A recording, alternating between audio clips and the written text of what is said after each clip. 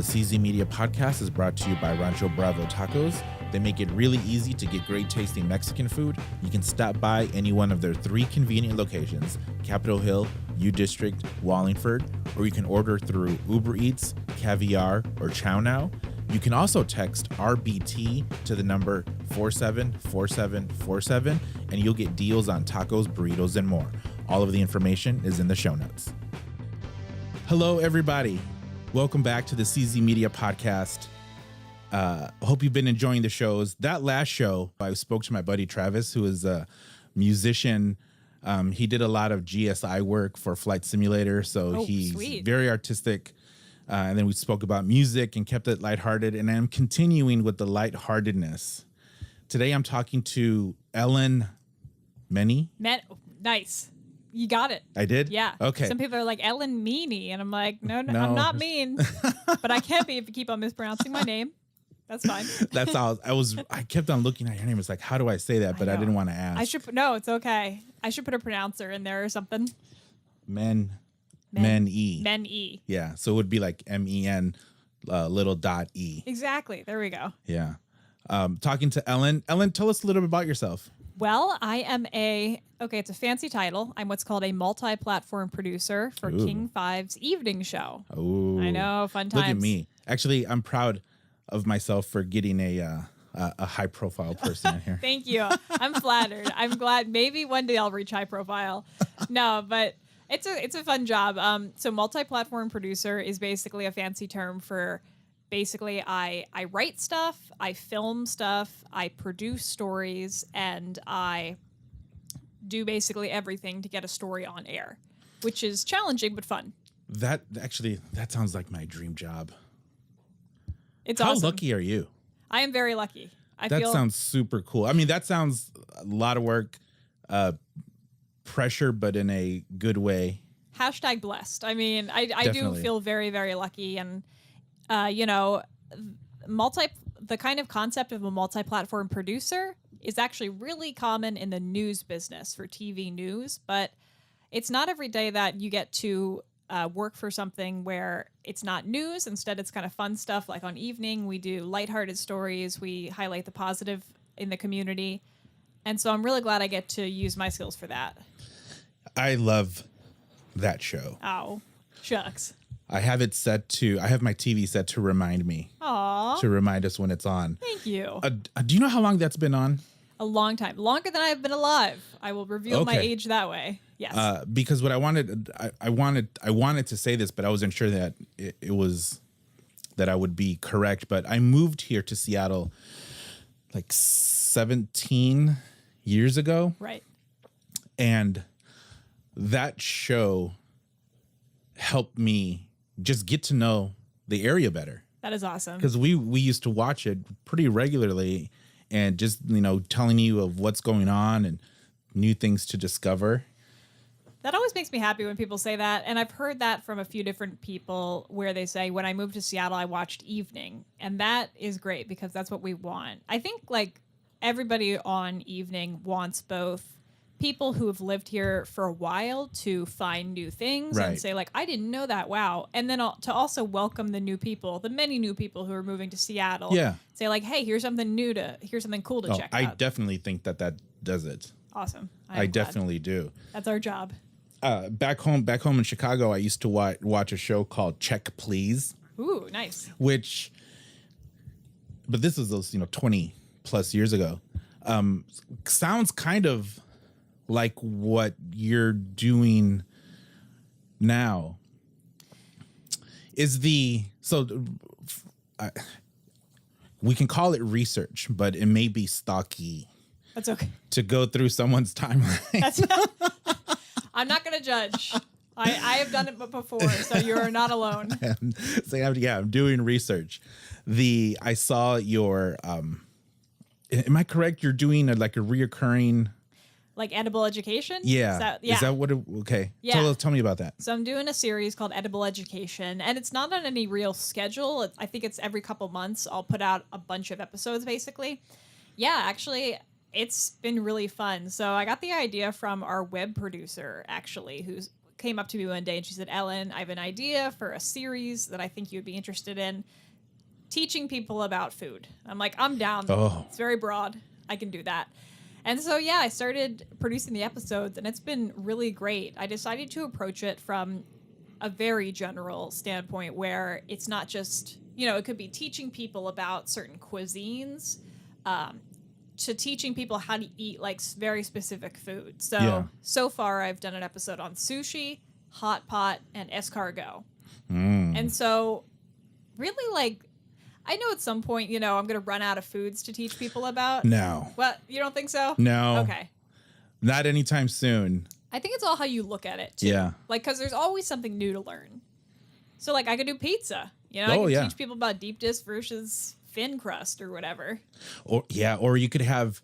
So that's one of the things that I don't like about Seattle, that I don't think there's any good pizza. Oh, really? I haven't... I've maybe had, like, one slice of pizza in Seattle so far, so I do not know yet. No, Chicago is the best for pizza. I do love deep dish. But see, that's the thing. Like, deep dish isn't truly mega Chicago. I mean, it is Chicago, but I would never go out and get a deep dish pizza. Okay. It's, that's like saying, let's see, what can I say? It's like saying that everyone in Seattle eats chowder every day. I mean, I thought it runs in their blood. You wake up, you just eat chowder instead of cereal. I was wrong. No. Oh, that's a great idea. Your bread bowl chowder. That actually sounds good. That actually does sound really good. But I wouldn't call deep dish like a Chicagoans pizza. That's fair. It's really more thin crust, but it's just so different. It's the way they season the crust. It's the way they season the cheese. Ooh. It's the seasoning of the sauce. Probably my favorite Chicago pizza is Giordano's, and they're a chain. There's a few of them, but do they have a thick crust? Maybe they have a thick crust or a deep dish. But if you just go get a it is just so delicious. Oh, I got it. Now I want pizza. So yeah, so you can have like someone from, New York or Chicago talk about pizza.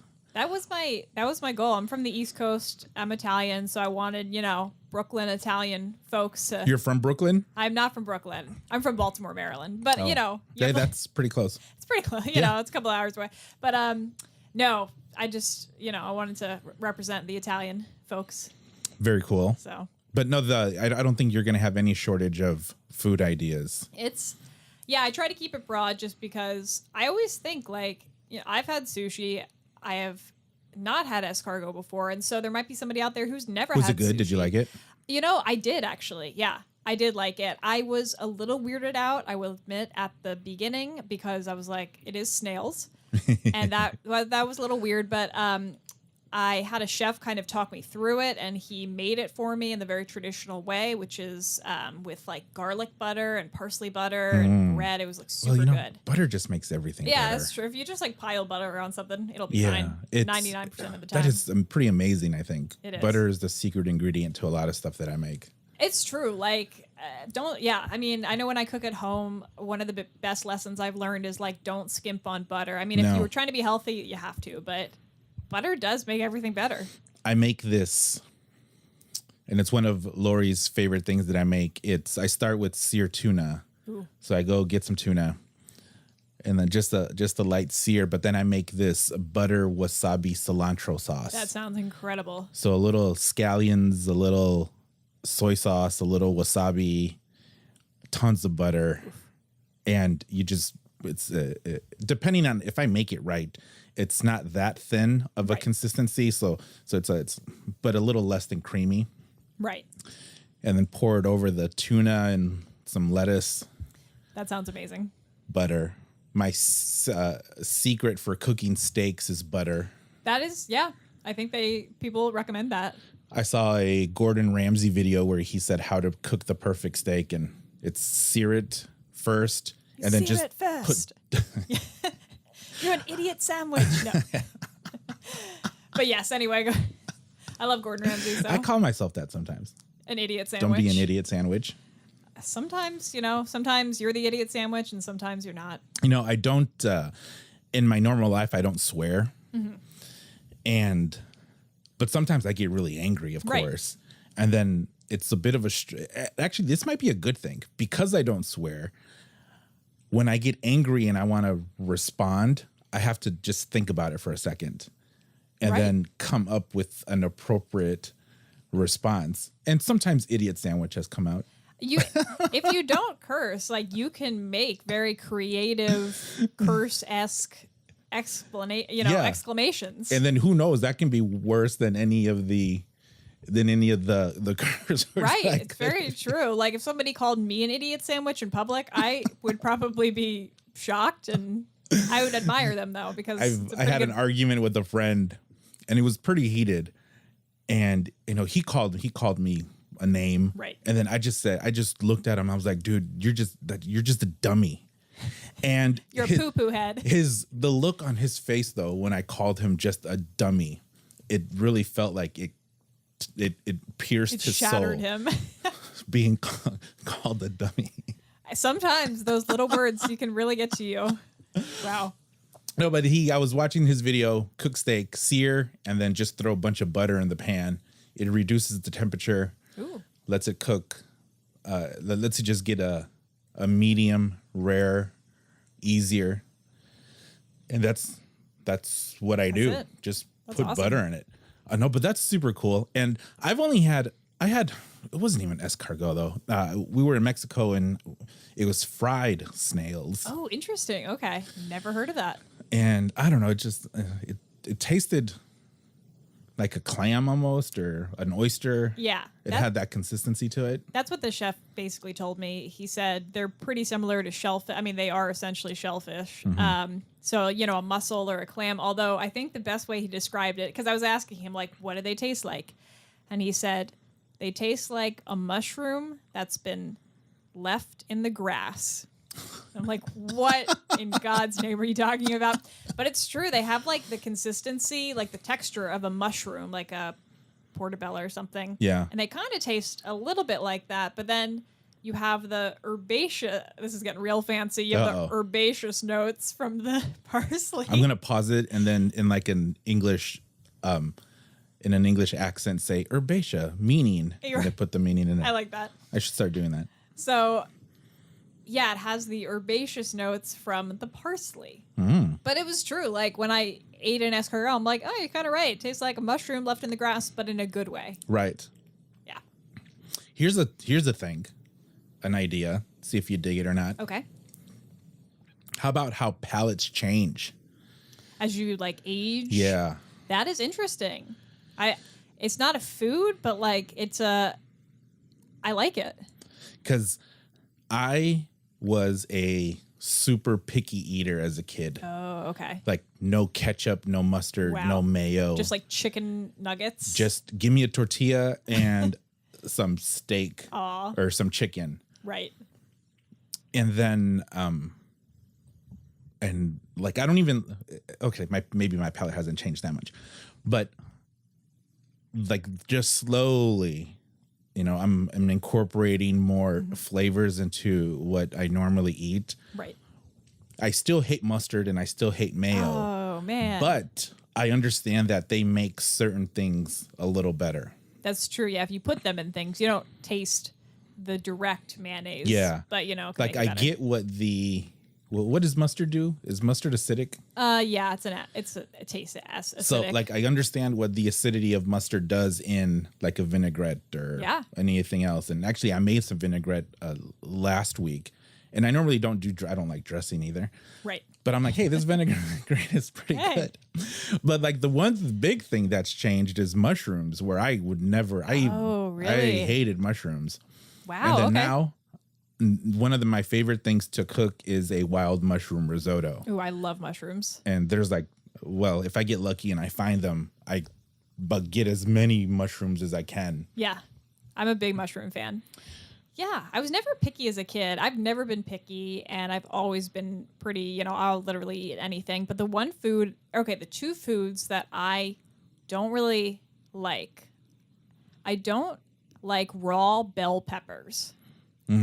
I don't know why. I just never, I can eat them, but I don't like them. But then as a child, I hated pickles. And now I love pickles. So it is weird.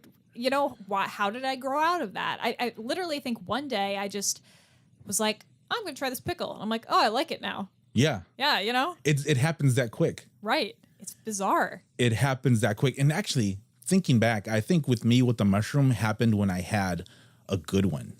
Yeah. That changes things. Because my previous experience with mushrooms was like on pizza, and they're not good. No. And then, you know, my mom didn't really... mushrooms aren't huge part of Mexican food staples. So she didn't use too many of them. But it had to have been Lori. But the first time Lori made something with a good mushroom, and I'm like, hey, that's pretty good. Yeah. I'm digging that. I remember like when I was a child, olives, I would only... like in the lunchroom or something or whatever, when you go out for pizza, the olives on your pizza are like those black little shriveled, I don't know, they have a name, I think, but I hate them. They taste like metal, basically. Yeah. And so I assumed I hated olives, but then like I got some good Guatemala olives, got some good, you know, whatever, Metropolitan Market olives, and fancy. And I love olives. So I think it is, as you said, based on the quality of the ingredients. Or if you get that didn't work for me though with the olives. Oh, really? No. It's not, I still can't. gonna like them. It's like the smell. For certain things, the smell just does it. Okay. Either I'm gonna hate it, which is where mustard falls into. Oh, interesting. And I don't like vinegar. Okay. So I'll never put vinegar on fish and chips. So you're not a big acid person. But I love pickles too. It's interesting. Like I could drink pickle juice. That's so funny because that's a lot. That's mainly vinegar based. That's my wife keeps telling me that I'm weird because of this, but they are to me just completely different. Wow. They are night and day. And I am revolted. Yeah. I am revolted. Is that a thing? Is that a saying? I think you can be revolted and something can revolt. I don't know if something can it's revolting. I don't know. I am moving on. And but I get I am anti-vinegar. Yeah. I come out as anti-vinegar. I accept you. That's okay. I'm anti-raw bell pepper, you know? People are like, "What? That's crazy." I'm like, it has the raw bell pepper, it's a commanding ingredient, I think. Yes. Because it's super crunchy. Mm-hmm. It's like it takes effort to get through it. So it's kind of selfish. It's like it's an obnoxious one. Yeah, that's why I don't like it. It's obnoxious. It is. It's like, calm down. You're not the main star here. Right. Like, okay, I recognize you, but I have my own life too. And that's why it needs to be calmed down by cooking it a little bit. That is true. I'm okay with it in cooked foods. Very wise words. No, I love food. And I got the opportunity to meet you when you were on the That's Amore segment for evening. Yes, indeed. It was and very that was fun. So cool to see. It's cool to see behind the scenes, even for me sometimes. Like, well, I was mega surprised because, I'm thinking, okay, because when they told me that when Guy and David told me, and they sponsor the show, so okay, our audience will know who they are. Yeah. When they told me that that evening was coming, I'm like, that is super cool. And it's like, they're going to come and they're going to, 2 days. And I went to the first one. It was just the interview with Guy. Right. And I'm expecting to see a sound guy, like 20 a people. light guy, a camera guy, maybe someone else. I'm thinking I'm going to see this. Yeah. And I see you just me walking in with a backpack on a tripod, and then you had to come back later for the camera. Yes. And then you loaded take down everything out of your backpack, and I was like, wow, that is super cool that like I internalized it because I said, if you can do stuff like this with bare bones equipment, almost, you can say, like, not with the full production staff. It's nice equipment, but it's not like movie superstar quality. I would just say more The equipment it's obviously it's professional. good, yeah. But I'm just saying the number of people that it takes to produce that. Right. Because in my head, I'm thinking this is going to take, you're right, like a dozen people to produce this, because that's what I'm, in my head, that's what I'm thinking. And I'm like, that is super cool. So it was really encouraging to me when I go and do a shoot that, you know what, I can make something super cool too. And it's just going to be me. So it's like, now I want people to see this and think that there's a big production staff behind it. That's sort of the goal now. Yeah. I think when you watch something, especially local stuff, you think like, what goes on behind the scenes if you've never been behind the scenes? And it is pretty shocking, just how little people it takes to get something on TV. And, more and more, especially in local TV, the one-man band, as we call it, that's kind of the slang for it, it's becoming more and more popular. Yeah, I liked it. Awesome. It was super fun. It can be fun. I mean, obviously, sometimes being a pack mule, it's like, wow, I got to lift weights more. Like, I got to get a little more buff for this. That is because that was like a mega super duty industrial tripod. It was, but it's pretty light, and it is fun to be able to do the entire story yourself. And I think you recognize this as well because you do the same thing. But there's a lot of fun in being able to take the story from the beginning to the end, and you can say, I did this all by myself. Yeah, absolutely. So when you talk about producing, to be perfectly honest, I don't think I know what a producer is. That's okay. I don't either. The term producer, I found, is so general in most of TV. And so, like, for instance, in news, which I came from, a producer is someone who puts the show together, puts the news show together, writes scripts, and maybe plans some stories. In Evening Land, it's similar. So as a producer, I create our show on Mondays, I write scripts, and I plan stories. However, a producer in non-news land is anyone who just produces stories, aka makes stories. So it's make stories, as in, I guess, like, gets them out there. Or I can't even explain it. Like, so it seems like it's just like almost just a project manager in a sense, but then, like, producers like me work very low, we work on the ground. We're running around doing stuff. And so there are producers, I think, who manage things, but then there are also other producers who work more closely with the story. Okay. So it is an extremely general term. And quite frankly, it could probably be whatever you want. Yeah. But that is one of the hats you wear. Yeah. So, like, the term multi-platform producer is kind of all-encompassing, which means, yep, I edit video, I appear on air, and I do videography along with other stuff. Oh, yeah, that sounds super cool. Okay, let me get some techie nerd questions All out right. of the way. What do you use to edit? At evening, I use Xpri, which is a Sony program. Okay. I don't think a ton of people use it. And then at home, I have a Final Cut Pro. And at evening, we also use Premiere sometimes. Okay. So I've worked with a lot of editing software. That's cool. And then what kind of camera do you use? I use I don't know off the top of my head what it is. It's a Sony, I'm pretty sure. It's just whatever one that was there. XD-Cam, maybe? A small one. Mm-hmm. Yeah. That we have, Evening has both big cameras and small cameras. Not like DSLR small, but pretty small. I can't physically handle the large camera. I've tried to use it, and I will fall backwards because it's too heavy. So I got to use a small one. Working on being buff, though. We're getting there. Got to eat a lot of protein. There could be if you're going to do a ton of shows about food, I think that the flip side to that is visit gyms. Yes. I will say, people are like, Ellen, you eat so much good food. I'm like, I also go to the gym every morning at 5:30. I just want to make that clear. I don't know, though. It is like, I do have to watch myself sometimes just purely for health reasons. I'm like, I haven't eaten a vegetable all day, but I had 3 donuts for lunch. Yeah. And fried chicken. Oh, yeah. My body's like, Ellen, please give me a vegetable. That's why the Man versus Food guy quit. Oh, really? Adam, I forget what his name is. I didn't know that. He would do, and he wasn't he was basically his show was mostly around eating competitions. Yeah. Like the biggest burger, the hottest wings.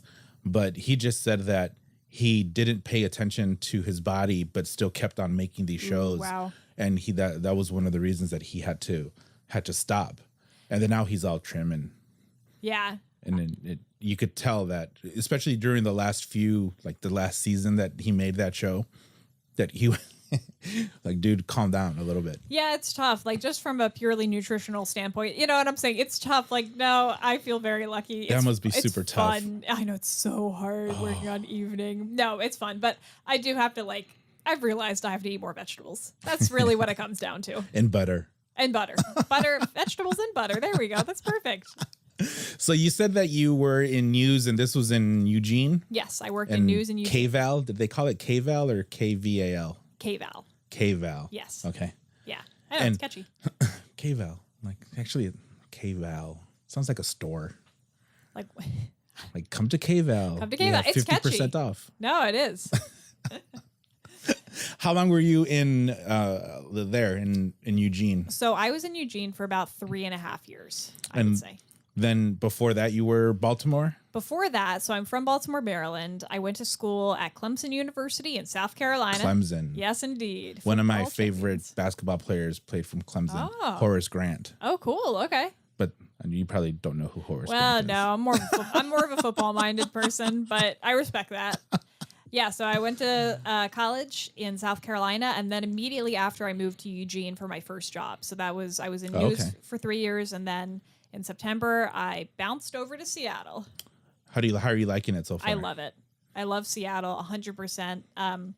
When I was in Eugene, I remember my friend from back east, she came to Seattle one day and she was like, "Ellen, you should come up here. You should visit." And so I think I went there for my first time, and I just remember it was a beautiful day in November, which I know is extremely rare. Yeah. Yeah, it was sunny. But when it is, it's... Oh my God, it was stunning. It's worth it. Yeah, and I remember just hopping on the ferry to Bainbridge and just staring at the water and being like, oh my gosh, like this is an incredible city. And so I'm very happy here. I've been on that ferry hundreds of times, maybe, but still every single time as we're leaving, I'm out there taking pictures. Yes, because it's such a stunning view of the city. You have the perfect skyline. It's like I have thousands of pictures of this, but I still keep on. And actually now it's nice because of the Seattle wheel. Oh yeah. It adds another aspect to the skyline that's pretty cool. Right. But yeah, I had a sort of similar experience where I lived in Chicago. Mm-hmm. And at some point, I'm gonna have Lori, my wife, on, and we're gonna talk. Aww. But we dated, long distance dated for a year. Ooh, yeah. So she was here, I was there, and every month one of us would travel. Mm-hmm. And the very first time that I came here, for whatever reason, the plane landed on the tarmac, and we had to go down the stairs which, first of all, that was the first time I'd ever done that. So I'm like, that is super cool. It's cool. I've done that like once or twice, and I feel like a superstar. Yeah. I'm like, oh, walking on the tarmac. Yeah, that is super cool.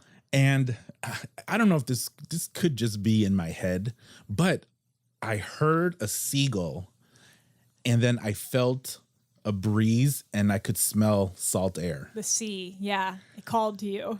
But thinking like I'm in the airport with so much airplane exhaust. It's like, did I really smell that? Or it was just love in the air. Well, was it Seattle? Yeah.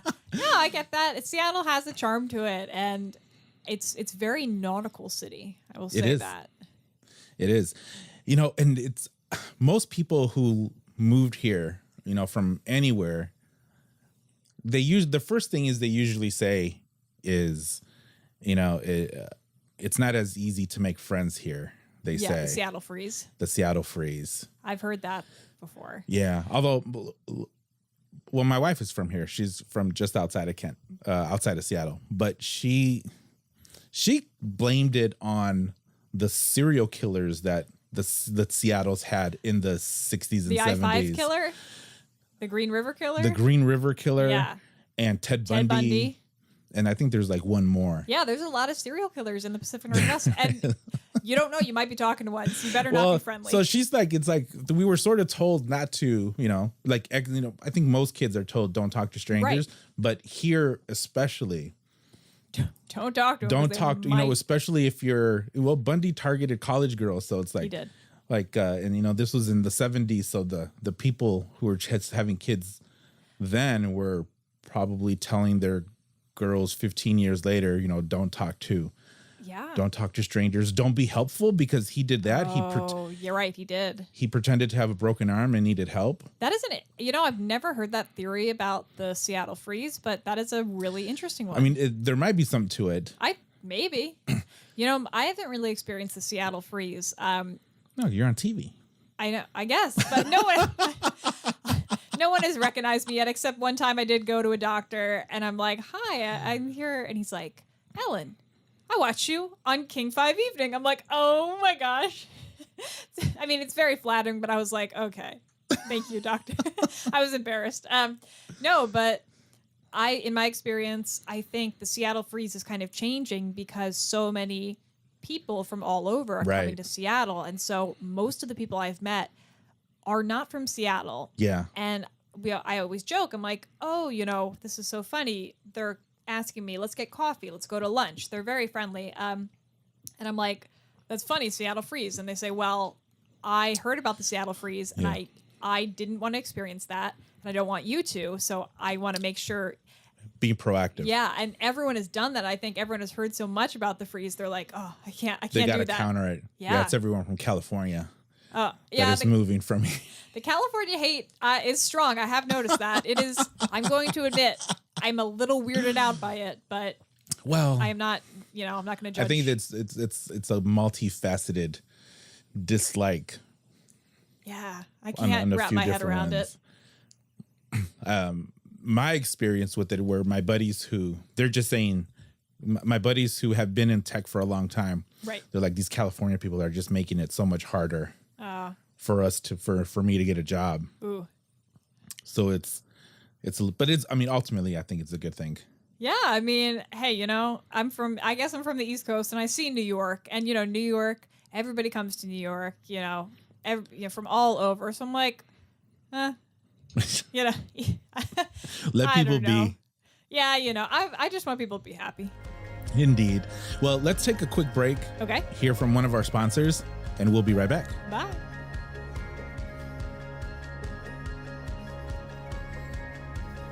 When I needed updated content for my small business website, I was worried because I didn't have a very large marketing budget. But then I found Carlos at CZ Media. He gave me a budget-friendly quote and delivered the high-quality content I was looking for. I would recommend you check him out. All of his information is in the show notes.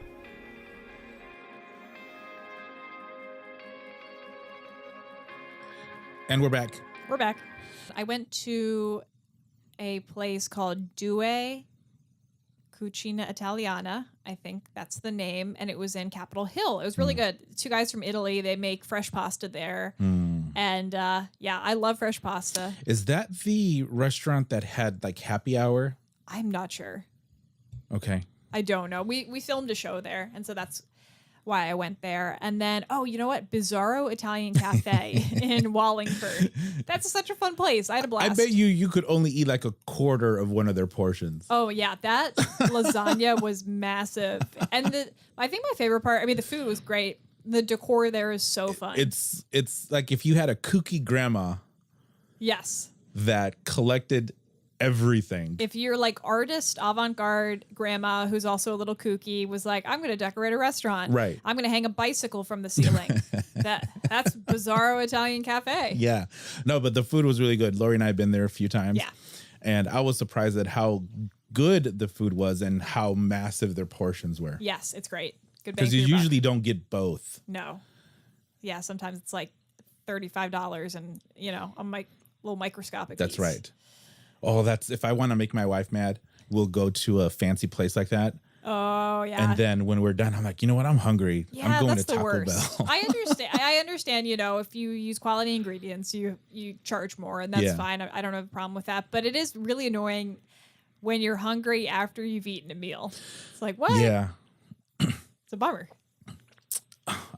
Yeah. Although I could stand to not be so full after every meal. That's true. So I think you can strike a good balance. It really, just right there. Because I don't hit the gym as much as I should, but I do hit the plate. I hit the plate often, so I understand. It is easier to hit the plate than the gym. When you work out, you said you work out every day. What do you usually do? So I do mostly cardio. Because even though I work out, I still am lazy while I work out. And so I'm just kidding. No, but like I wake up early and I go to work out and I work out for 30 minutes and I like time it. And I don't listen to music while I work out. Instead, I'm on the elliptical and You're reading a book. I read books. Yeah. I bit my tongue, but I said, don't tell me you're one of those people that read the book. I have my little Kindle. Let me tell you, 30 minutes flies by when I'm reading you're irritating everyone that's there, unless you go to Planet Fitness. Luckily, there's only one. I can tell you, my apartment complex has a gym. There's only one other person who's there with me at 5 and 5:30, and we have never spoken to each other. Oh, I'm sure he's judging you. No, she's not. I don't think she's judging me, but she and I think we formed a bond. Pretty sure she's judging you. Okay, that's okay. We don't talk to each other. We're just there. Yeah, because you're reading a book. Yeah.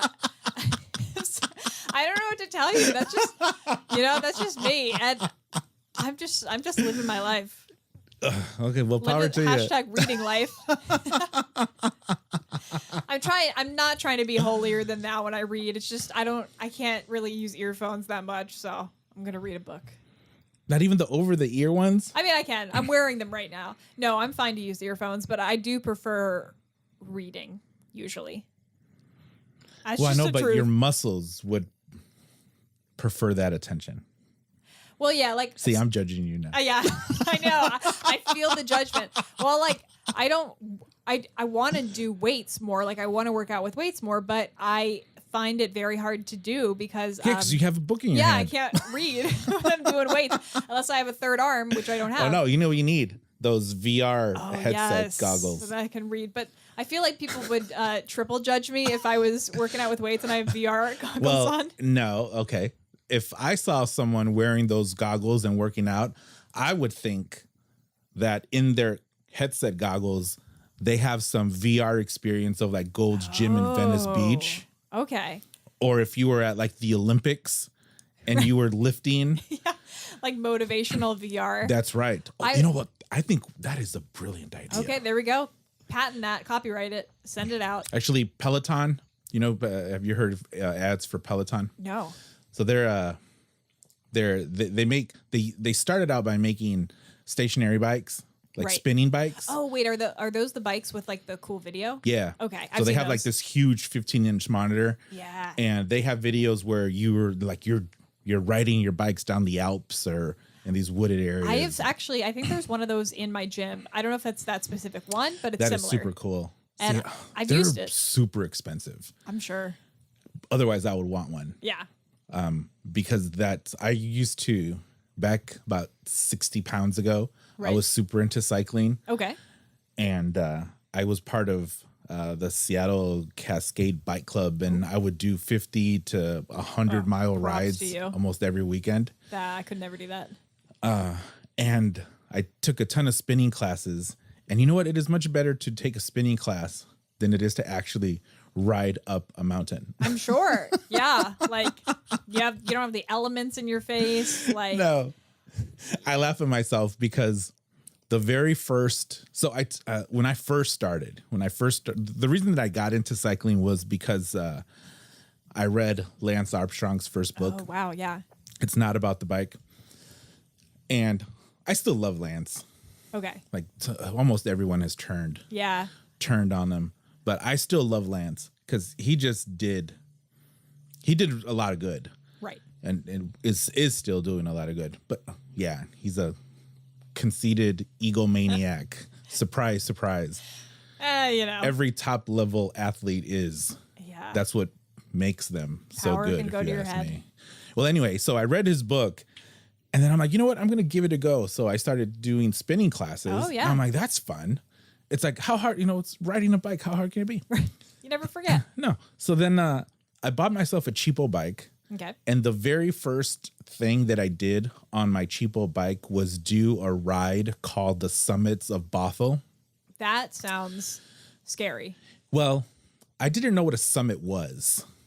I sort of was new. There are no summits in Chicago. I don't know what a summit. It's like a mountain. It's a mount at the top of a mountain. Yeah. So I didn't know what a summit was. Ooh. And I didn't know Bothell. But when you're in Bothell, there's tons of super steep hills. Yes. It was a 35-mile ride. Oh, God. And I could not have been any less prepared. Oh, my gosh. I had on the most flexible training shoes in the world, which is the opposite of what you want. Okay. You want, carbon fiber bottoms for your bike. I had on thick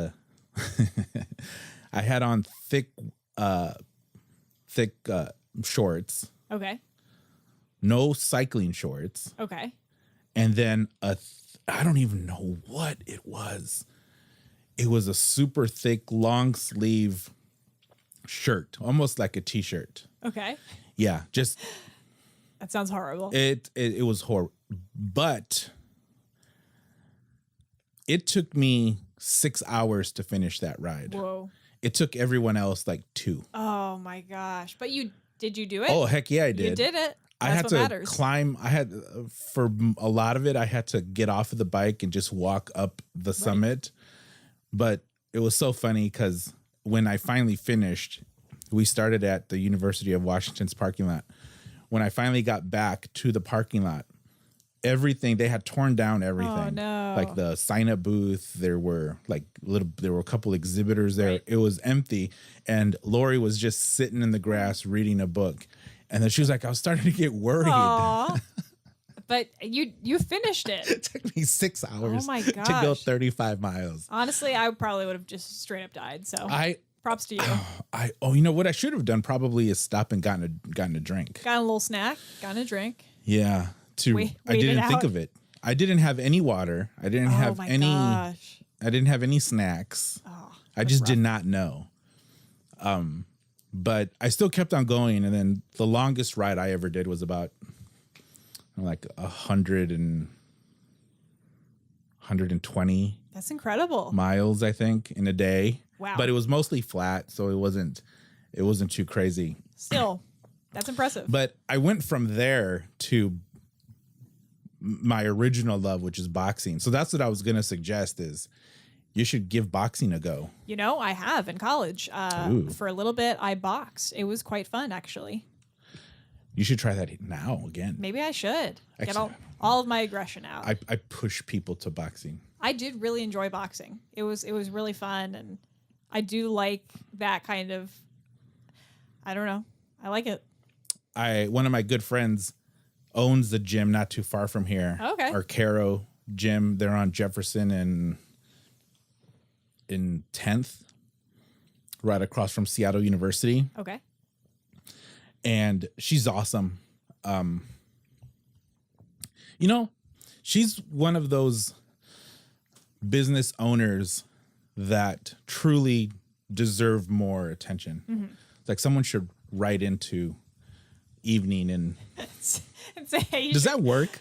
Do you get emails saying, hey, business is super awesome? That totally works. Yeah. If people want to ever submit a story to Evening, you can message us on our Facebook page, King 5 Evening. You can email us. You can email me, emeny@king5.com. Emeny, that's cool. Yeah, thank you.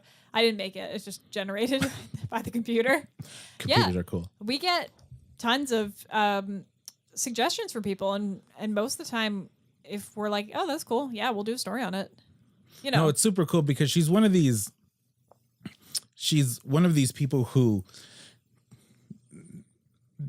work, like she loves community.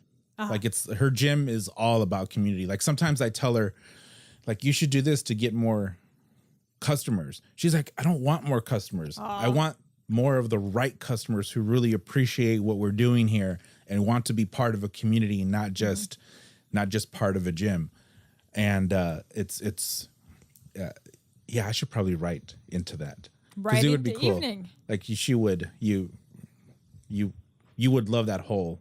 It's one of the the things about gyms is one, judginess, pricks like me. I don't want people judging me for reading. And then second, boxing it's like, ooh, boxing. Right. People think automatically that it's about hitting someone else in the face. Yeah. No. It's not about, it's not about that. You just boxing training. And she just makes the whole thing very easy. That's awesome. So basically the non-judgy community love what you do part of it combined with boxing is her gym. That sounds fabulous. And that's kind of rare. It's like I've been in boxing in this area for a really long time. Mm-hmm. And a lot of the gyms are I don't want to say cliche, but bros. Yeah. Bro-ish. Where there's no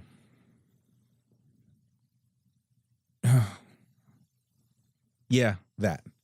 Yeah. I've only been to one gym here, and it's my apartment's gym, so I have no... There's so many. Yeah, there are so many gyms here, but that sounds awesome, and I'll write into there. Yeah, go for it. I might see your email. So you should definitely try that out. I should go more myself, but I'm just lazy. It's tough. I get into these YouTube dark holes. Oh, yes. And the problem is that it starts when I'm deciding if I should go or not. Yes. I completely understand. I should just stop doing that. It's tough to break out of. Because I have so many other things that I can do. Right. I take pictures. I edit. There's so many other things that are just much more educational, a much better use of time than getting into these endless. Although I did find this YouTube channel that's called Exotic Layer. Okay. And all he does is make videos of him feeding his tarantulas. That kind of sounds cool, though. I'm not afraid of spiders. So he's funny. He's a funny guy, and he must be part of some conservation effort, right? Because he literally has hundreds and hundreds of animals in his home. I do think tarantulas are cute.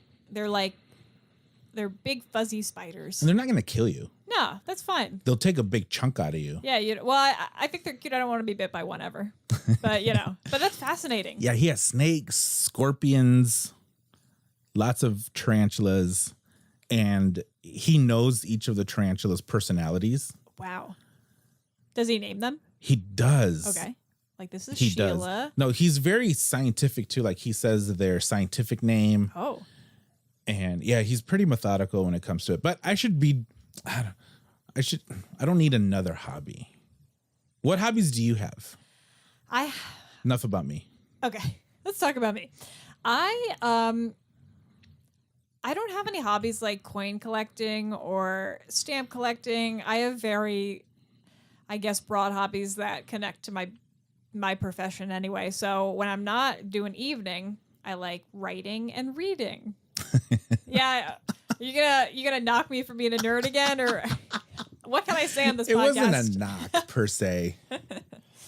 Not a real knock. Yeah. It was maybe a finger point and a ha-ha. And a ha-ha. Nerd. Yeah. I accept that. That's fine. But yes, that's what I do in my spare time. What kind of writing? So I write both articles for magazines. I've done freelance writing, like feature writing, and I also love writing fiction, which I have recently started publishing, which is very exciting. That's exciting. It is fun. What kind? Like what? Sci-fi, romance, horror, fantasy, everything else, humor, comedy. Yeah, I write a lot of different stuff. Mostly, I write, I would say, probably fantasy, a little bit of humor mixed in there. What's fantasy? Fantasy is very broad. Is it like unicorns? and elves. Pretty princesses. Fantasy, it's interesting because I think more and more people who write like fantasy and sci-fi have been pushing for it to be called, instead of those, speculative fiction, which is an interesting that's much term. clearer. Yeah, I know, right? Well, I think it just fantasy, yeah, because when people think of fantasy, they're like unicorns, elves. Yeah, like Narnia. Right, and you could totally write about that, but fantasy can also take a lot of different forms. It's anything that's made up, I think, or different. But isn't everything made up? Are we even alive right now? Who are we? What are we? Yeah. No, it's tough to explain, I guess. But when I write fantasy, I don't write. I guess like the elves and the wizards would be like high fantasy, which is like that term for like Tolkien or something like that, or Narnia. But my fantasy kind of creeps into my fiction in small ways. So even like the slightest detail. Like, as he was looking for as he brushed by the pixie dust. Right. And that's the only mention looking of fantasy. for his remote. Yeah. And scene. And that's my writing. I'm sorry. I'm not making fun of you. I promise I'm not. No, I like it. No, fantasy can, I think, take a lot of different forms. And so, well, give me an example of yours. So I wrote a really short story recently that is at some point going to be published online, and it's called Upgrade Your Man. And it is a short piece about a kind of like a snippet about a witch who, I'm like spoiling the story, but I think it's okay. It's about a witch who digs up her boyfriend from a grave because she basically put a spell on him and put him in this grave because he wasn't being a very good boyfriend. And so now she's resurrecting him in hopes that he'll be better. That taught him his lesson. Right. So that's kind of like one example of something I've written. I would say that's horror. It's written in a way where it's not horror. It's more like... So you're not going to say as his half decomposed body. No, he's not like really dead. He's just, sleeping? Been put in like a magical sleep. It's written in a way that it's like kind of cheeky fantasy, kind of funny. Yeah. That's, and so you write just, I'm assuming that there's just more that you've written, like you're bored one night and then it's like, I'll just write the short story. Like how many short stories would you say you've written? Oh man, a fair amount. A ton? Probably 25. Yeah. I don't know. I just actually recently got more into writing short stories. Even when I got to Seattle, I think getting out of news and coming to Seattle and working for evening has allowed me to be more creative. Yeah. And just like open that part of my mind. So in a sense, I don't know what that means, but it's helped. Well, I think the one feeds the other. Yes. So you can do more. Creativity feeds creativity. Yeah. Very That true. is super cool. So yeah, it's been fun. I'll talk about me for a little bit. Yeah, please. I understand where you're saying with that because one of my clients, he owns Mexican food. Oh, nice. Mexican food. He owns a Mexican place. Okay. 3 of them, a chain. And every day I think, okay, how can I make a taco look interesting? Nice. And he's going to start. Well, he might have already started by the time this airs, but he's going to start making handmade tortillas, which is kind of a big deal, like cool. logistically and right. That's a lot of work. handmade tortillas. So for like a good week, I just kept thinking to myself, how do I make a tortilla the focus of a picture and make it look good? Yes. And the first place I went to was Google, and you can Google tortilla pictures, but you're just going to get the most boring product shots. Like a bland tortilla. Like nothing spectacular that I could steal from. But I thought about it for a good long while, and hopefully, it's a tortilla, but hopefully we'll did it. So I can totally understand how when you're doing a story or you're shooting something, that something will happen that'll say, you know what, I have to write that down because I can incorporate it into a story later. Yes. Little detail, picking up little details in life. When did you start writing? When I was in middle school. I started my writing career with Pokemon fan fiction. You can make fun of me for that because that is nerdy. You know, to be honest, I don't know what Pokemon is. Oh my, that's okay. I have no idea what it is. You gotta catch them all. Pokemon? Does that ring a bell? Like, I can picture one of them, Pikachu? but I don't know what the story's about. I don't know what the goal is. It's okay. The game is basically your average video game. You're running around, you try to catch Pokemon, you battle other Pokemon, you're trying to be the very best like no one ever was. Right. Yeah. I'm assuming that's like part of a song or Catch something. them is my real test. To train them is my cause. Yeah. It is a theme song, and I know it by heart, so don't worry. You love Pokemon. I continue to love Pokemon. I don't play it as much, but yes, in middle school, I loved Pokemon so much it inspired me. Hey. Whatever works, you know? Yeah. So that's how I started. That's cool. Thank you. You say, like, that's cool, I guess. Yeah. You know, I was talking to my friend about things that we liked in high school, and it was the conversation was pretty centered around music. Right. And I started playing stuff that I listened to when I was in high school, and she just like got this look on her face. It's like, what the heck is that? Well, let me tell you, my favorite Spotify playlist that I found is middle school dance playlist, and someone my age successfully created a playlist that literally had every single song from middle school dances that I ever heard. From what year? I forget, honestly, like what year I was in middle school, but it was like Usher, Get Low, To the Window, To the Wall, stuff like that. And I was like, blast from the past. This is amazing. That song is so inappropriate. It is. It is an extremely inappropriate song. They played it at middle school dances, though, so I don't know what they were thinking. Well, it's because, they didn't know. Nobody. Yeah. No one was. If it's on the radio, it must be fine. It's fine. No, it's not fine. But anyway, I can now, like, I used to be embarrassed for the music I liked in high school and middle school, but now I can accept it and be like, you know what? Sure. Is it that? Fine. Well, like, I loved that kind of music. In high school, I listened to Paramore, My Chemical Romance. Okay. But you know what? They're all good bands. Like, I'm not going to diss them. My Chemical Romance is on my playlist. Yeah. Like, I still like them. Was the Black Parade, right? Oh, Black Parade. Classic. Well, just that one. That's a great album.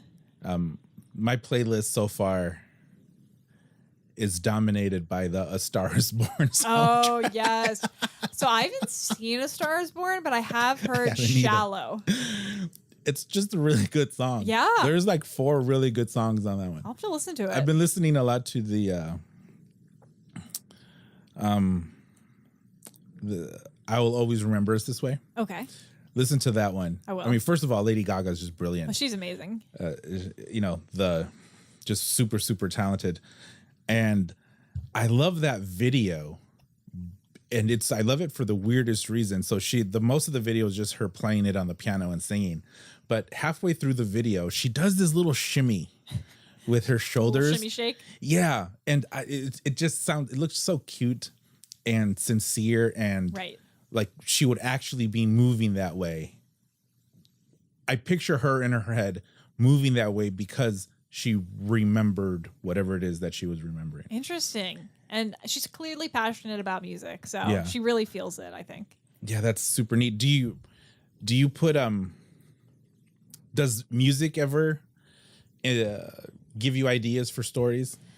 It definitely helps me write. I have a writing playlist for stuff I'm working on. I even have specific playlists for specific stories if they're longer ones. But yeah, there are definitely songs and I'm like, this really inspires me for this scene, for instance. So I've been listening to a lot to the Westworld soundtrack. Honestly, I love that soundtrack. It's so awesome.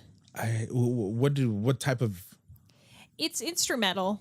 It's all instrumental, which is what I listen to when I write. But there's something very dark and kind of sinister but beautiful about it. All things I try to incorporate into my writing. Dark and sinister and okay. I don't want to read these. Do you let people read them? Yeah,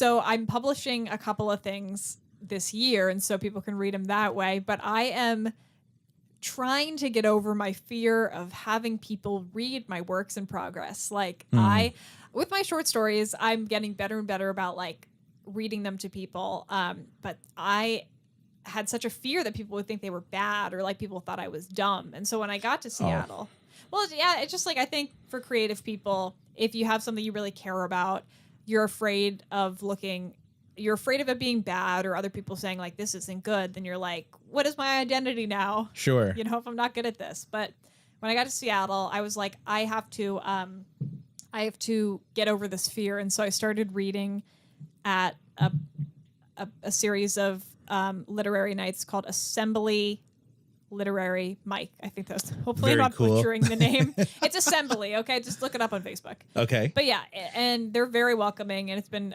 super helpful. Yeah. So where are they? So Assembly is twice a month. I think at the beginning of the month, it's at Screwdriver Bar in Pioneer Square. Okay. And then the other one is at Corvus & Co. in Capitol Hill. Okay. Yeah. Corvus & Co. I need to look. That's so how often do you, is this a regular thing for you or how many times have you? I try to, I've been going since I think December maybe. And I try to go as much as I can. Sometimes I have to miss them, but it's great because that specific open mic is open to works in progress. So the entire point of the mic is you go up there, you have something, it's not complete, or you're on your first draft or whatever, and they'll let you read it and you can get feedback from other people if you want. Oh. And so it's a very welcoming environment. That is super cool. Yeah, it's awesome. And so when you've gone, I'm assuming you read different things each time. I try to bring a different thing each time. Yeah. How short can a short story be? It's interesting you asked that. So there's actually a whole nother like a short story, I forget the exact word count, but it's like up to 8,000 words or something. Mm-hmm. But then there's something called microfiction, which is anything shorter than 1,000 words. Ooh, so actually, I could do that. Well, some of the stuff I've written, like the one I was telling you about, that's technically microfiction because it's less than 1,000 words. Okay. And it can be fun. It's a challenge sometimes because, you know, when you write microfiction, you want to ideally make a story. You can't just have a little snippet. And that's tough to do in 1,000 words or less. So it is. When you start writing a story, how do you start? And this is a dumb question. Do you how do you format it? Is it like an outline? Do you put like scene notes on there, like scene 1 in the cemetery as the witch does something, and then the witch's dialogue? Right. No. But some people do that. I am notoriously bad at planning my writing, and so some people totally start with an outline and they get everything where they want it, and then they'll write from the outline. And when they start writing, it looks like a regular paragraphs. Yeah, so like I know this is a super dumb question. No, it's not. No, not a dumb question at all. The reason that I'm saying this is because when I was in college, mm-hmm. Like my first few papers that I wrote, I would agonize over how to format them. Oh, okay. And that's what I would look at first. Right. So anytime anyone says like, oh, I'm writing this, it automatically puts me back to sitting at the desk thinking, how the heck do I? And then my wife would just say, just start writing. I'm like, but how? No, that's fair. How do I write? That's like two different types of people. Like at the bare bones, when I write, it's, you know, paragraph, you know, the kind of the pretty standard way. If you like open a book and you look at it, that's how my writing looks. But I don't like plan anything. I have the idea in my head. I just start writing. Yeah. And then I kind of create the story from there. Isn't that the same answer to almost anything? Just do it. I get but for writing, like the just do it could be just do the outline or just start writing. You know? It's really like it's different for everybody. That's fun. That is super fun.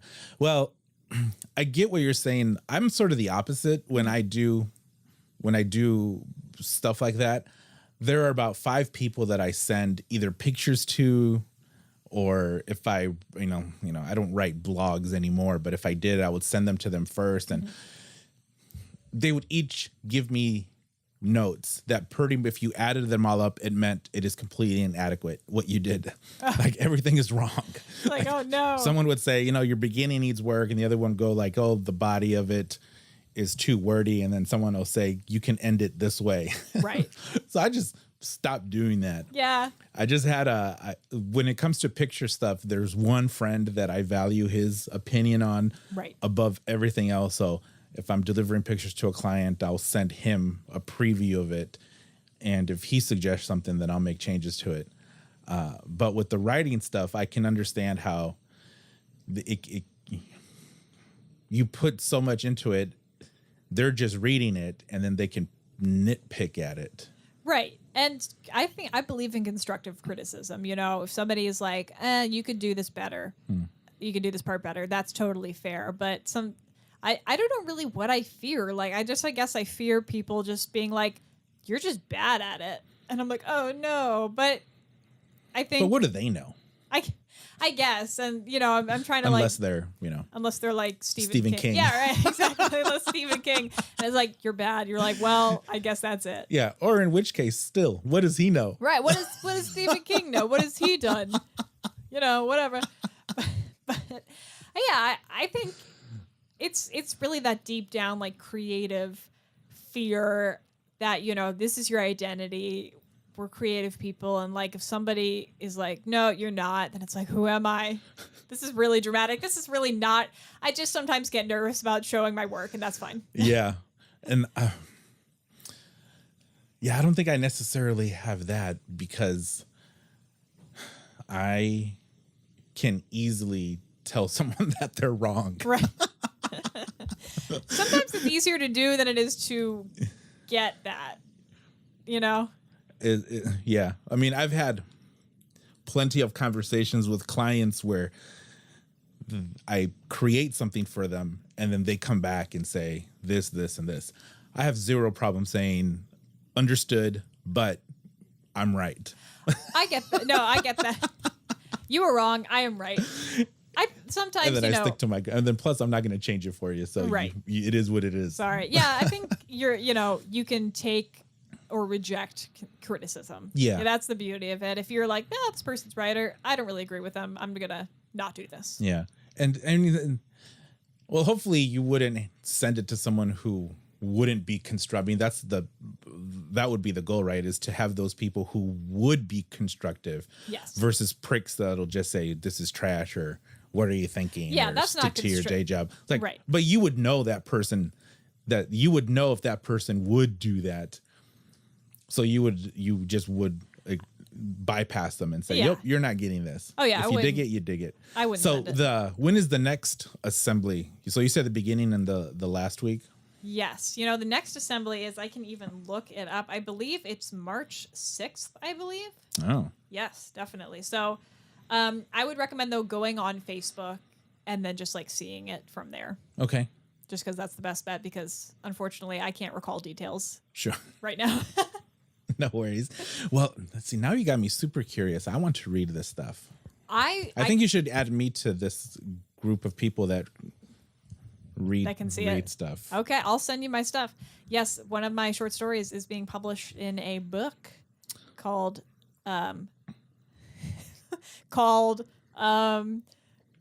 forgetting the name. Building. Oh, I thought you were thinking that you didn't want to say the name. No.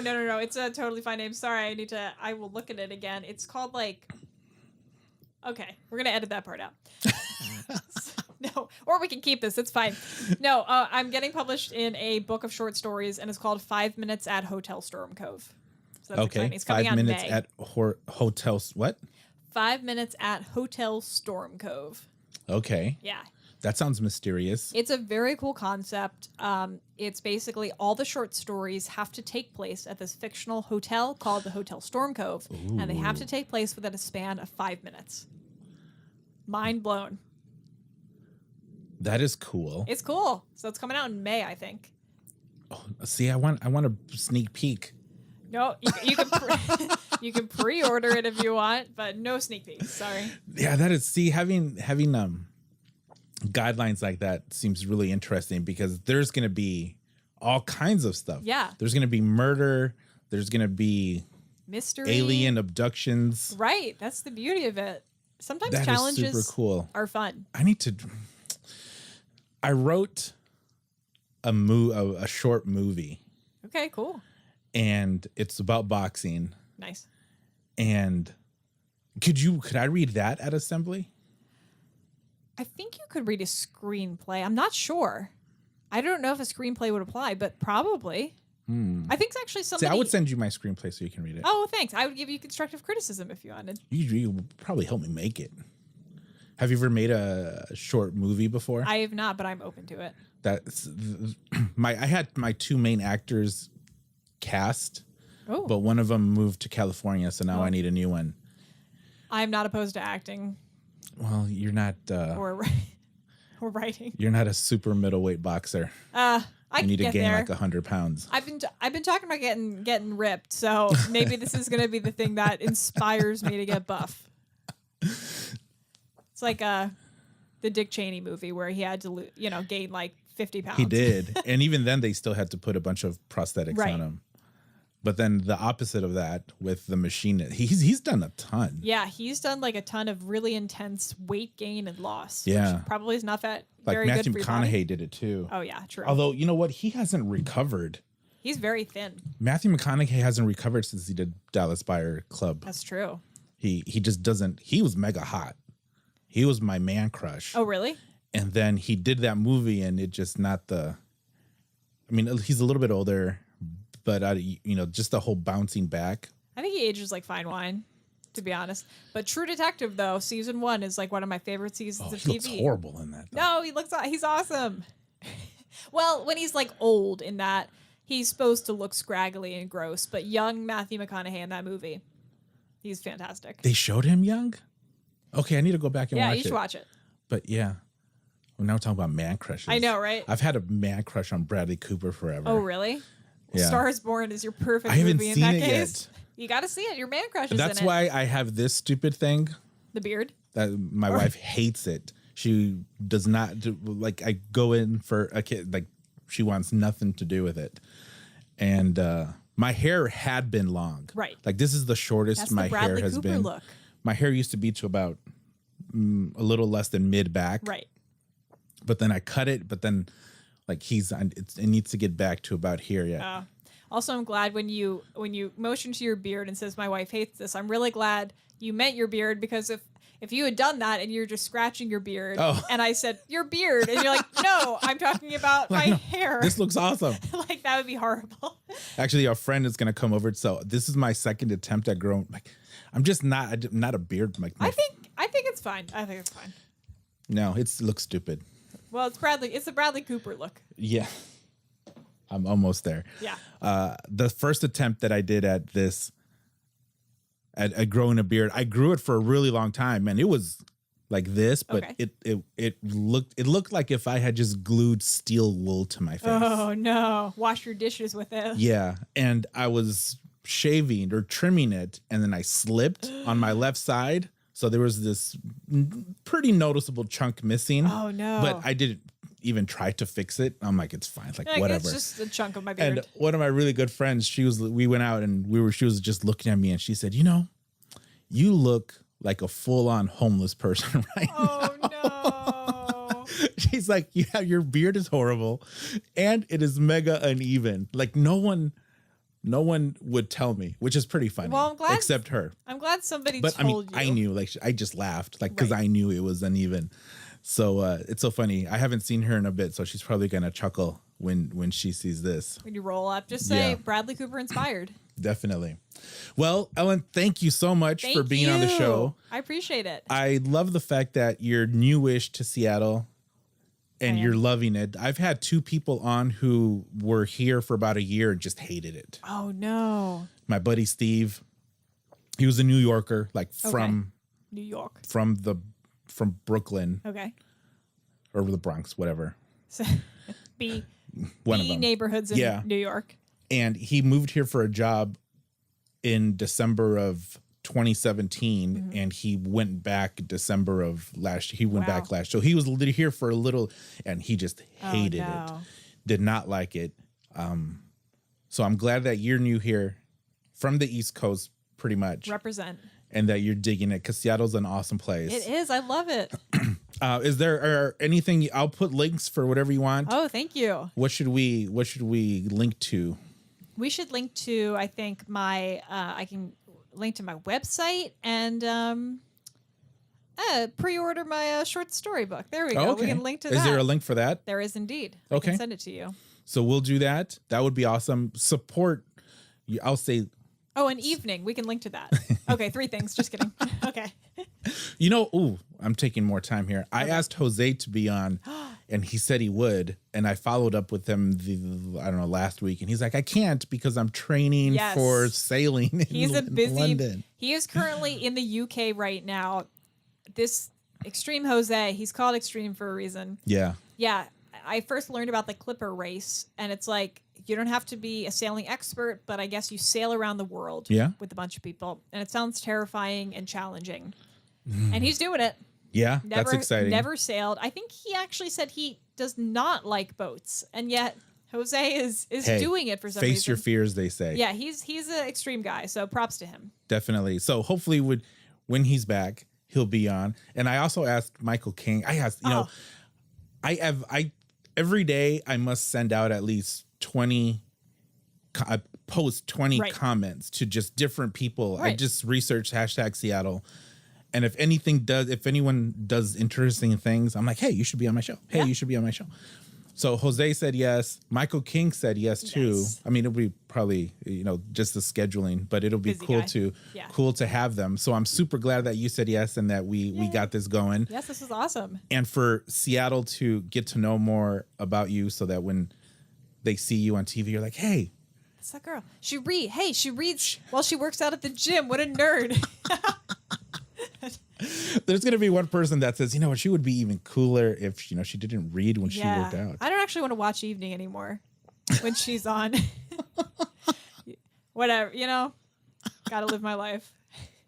Well, I hope you come back. Because we didn't talk about Peachy King. Peachy Keen? Yeah, Keen. Yeah, we have to talk all about my hamster, Peachy Keen, but we'll save that for another episode. We'll save that for next time. So thank you. Thanks, everyone, for listening. Don't forget to like, subscribe, share. Send us email, czmediapodcast@gmail.com. Carrier pigeon. Carrier pigeon. Telegram. I get emails, which is weird. It's like, why don't you just post on the Facebook page? Because I have Instagram. Are you curious to see what I'm going to Photoshop your face on? Yes. Have you seen what I'm doing? Yes, I have. I am curious. My photo skills I'm scared suck. and curious. Here's an idea. Photoshop my face onto my hamster. There we go. All right, we got it. That's what you're going to see now. On a treadmill with a book. Yeah, exactly. Okay. Well, thank you so much. And stay tuned for the next show. Bye. Bye.